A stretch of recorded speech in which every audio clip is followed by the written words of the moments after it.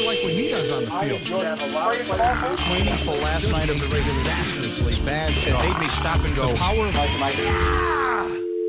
Golic will not set foot in the Super Bowl. He won't go into the stadium because it upsets him so. Yeah. He played 9 years in the NFL, never got to play in the game. He won't go to the game. You could offer him tickets on the 50-yard line. He's not going to go. I know for me, the first time I got to cover the Super Bowl, which was in January of 1993 in the Rose Bowl, I'll never forget it. I'm looking at the sun setting over the mountains and the military flyover, and, that's as close as I'm ever going to get. As a reporter, I got to cover the Super Bowl, and I remember being overwhelmed for a moment that here I was at the Super Bowl.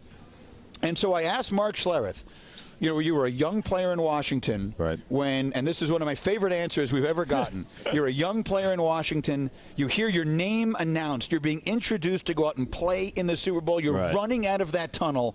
What thought is going through your mind? You're waiting there because they hold you back, right? They've got the guy as you sit in the tunnel, right? And they're going to introduce the offense, so they sit there. And they'll give you like hold, and then they have a cue to let you go. And then you hear it.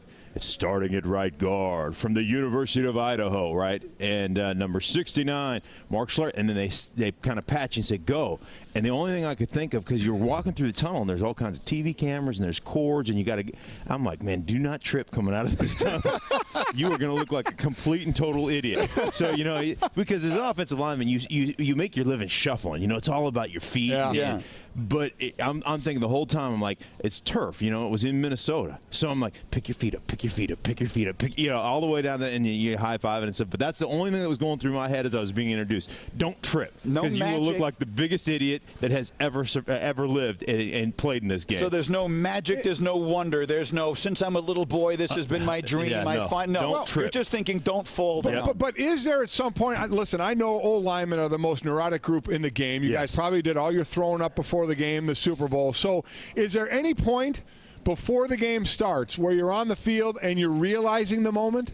Is there any point? I think when you walk out for the first time, man, before you get out of that tunnel and the national anthem and you look at the crowd and you understand, you get to fly over. The stealth bomber comes over, it's something. It's special. And you look around, you're like, wow, this is big time. And the ball gets kicked off and you trot out there to the huddle.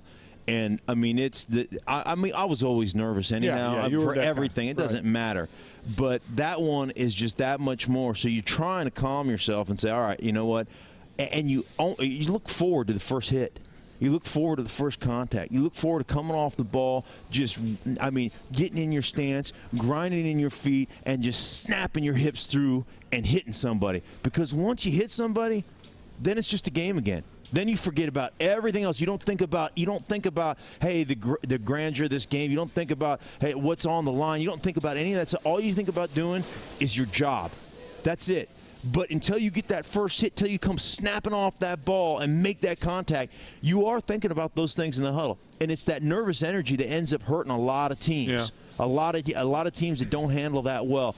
But like I said, that's where all this. Hey, is experience a huge factor? It's a factor during the course of the week of preparation. But once that ball's kicked off, once you get that first hit in, you're not thinking about, wow, that's a more experienced team than us. You're just playing a football game. Catch Mike and Mike every weekday from 6 to 10 a.m. Eastern on ESPN Radio and ESPN2.